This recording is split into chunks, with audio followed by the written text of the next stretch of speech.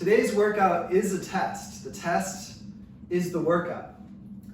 The test starts with the thruster. For the thruster, we're going to have weights up over the shoulders, 2 dumbbells. We'll have our feet in a squat stance, shoulder width apart, toes straight ahead. We pull down into a full squat, hips lower than the knees. We stand up and thrust the hips aggressively and press the arms out, locked out, in line with the ears or behind the ears. When you do your thruster, you want to be thrusting your hips aggressively and causing the momentum with that hip thrust. The arms are simply locking out above your head. Standards for this movement, you want to make sure that your hips go lower than your knees at the bottom. That's a good rep. You also want to make sure your arms go all the way back in line with your ears or behind your ears. That's a good rep.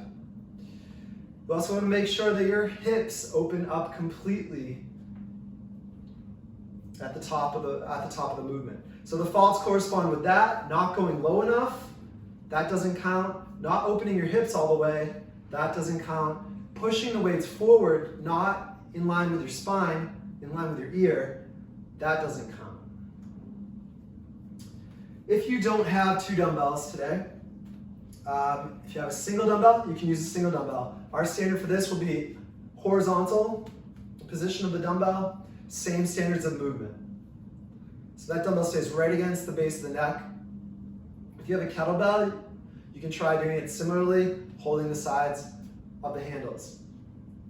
If you don't have any of those and you have a backpack or a plate, this can be done with the backpack or plate. It's going to be right against the base of the neck. Everything else is the same with the thruster. Our second movement today is the burpee.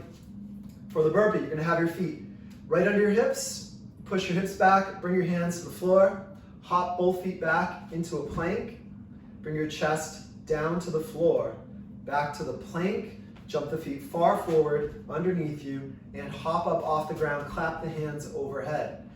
So we have standards for today because it's a test. The standard is simply getting the chest to touch the floor. It must touch the floor. From there, you hop back to your feet. You must leave the ground, and you must clap overhead. Those 3 things, touching the chest to the ground, jumping off the ground, there has to be some clearance, clapping the hands overhead. Some faults for this. At the bottom, not touching the chest to the ground, keeping your chest off the ground, touching your crotch or your stomach, that doesn't count. At the top of the movement, if you don't jump up, you just go up on your toes. You might just go up on your toes, that doesn't count. We need clearance under the feet. Third thing is that clap overhead. We want to make sure that you're clapping with your arms directly next to your ears, not forward like that was demonstrated.